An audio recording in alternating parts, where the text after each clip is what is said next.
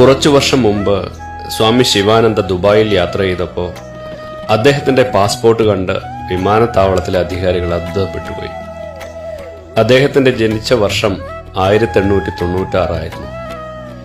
ഈ വയസ്സിലും ഇത്ര ആരോഗ്യമുള്ള ഒരാളെ കണ്ടപ്പോൾ അവർ അത്ഭുതപ്പെട്ടുപോയി. 129 വർഷം പൂർണ്ണ ആരോഗ്യവാനായി ജീവിച്ച സ്വാമി ശിവാനന്ദ ഇന്നലെ സമാധിയായി. 2022 അദ്ദേഹത്തെ പത്മശ്രീ പുരസ്കാരം നൽകി ഭാരതം ആദരിച്ചിരുന്നു. ഇന്നലെ രാത്രി 8 മണിക്ക് BHU ഹോസ്പിറ്റലിൽ വെച്ചായിരുന്നു അന്ത്യം. ദുബായിലെ അദ്ദേഹത്തിന്റെ യാത്ര സോഷ്യൽ മീഡിയയിലുമൊക്കെ വാർത്തയാവുകയും ചെയ്തിരുന്നു. അന്ന് ഈ കഴിഞ്ഞ പ്രയാഗ്രാജ് കുംഭമേളയിലും അദ്ദേഹം സ്നാനം ചെയ്തിരുന്നു. രാവിലെ 3 മണിക്ക് എഴുന്നേൽക്കും, യോഗ ചെയ്യും, പകുതി വേവിച്ച അല്പം പച്ചക്കറികൾ മാത്രം കഴിക്കും. പാൽ, മധുരം, പഴവർഗ്ഗങ്ങൾ തുടങ്ങിയ ഒന്നും അദ്ദേഹം കഴിച്ചിരുന്നില്ല. പഴവർഗ്ഗങ്ങൾ ദരിദ്രന്റെ ഭക്ഷണം അല്ല എന്നായിരുന്നു അദ്ദേഹം പറയാറ്. വർഷങ്ങളായി അദ്ദേഹത്തിന് രോഗങ്ങളില്ല, ഒരു മരുന്നും ഇതുവരെ കഴിച്ചിട്ടുമില്ല. അദ്ദേഹം അനാഥനായിരുന്നു.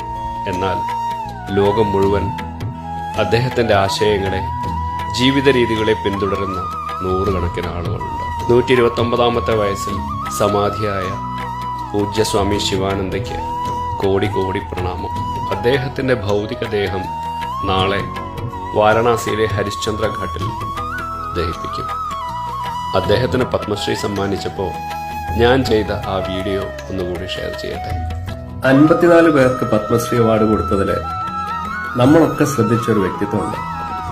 125 വയസ്സുള്ള ഒരു സാധു വൃദ്ധൻ, സ്വാമി ശിവാനന്ദ.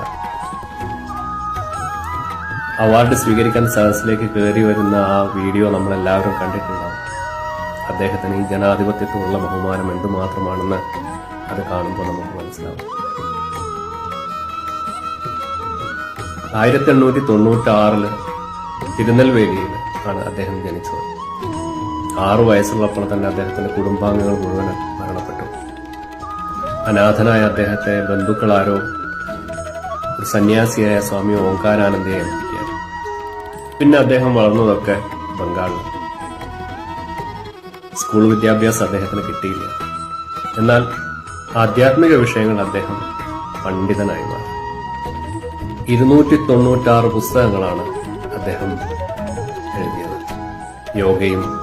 യോഗയിലെ സാധാരണ ആസനങ്ങൾ മുതൽ ആധ്യാത്മികതയുടെ ഏറ്റവും ഉന്നതിയിൽ നിൽക്കുന്ന ഫിലോസഫി വരെ അദ്ദേഹം പുസ്തകങ്ങൾ എഴുതിയിട്ടുണ്ട്. സ്കൂളിൽ പോകാൻ അദ്ദേഹത്തിന് ഭാഗ്യം ഉണ്ടായില്ല. എന്നാലും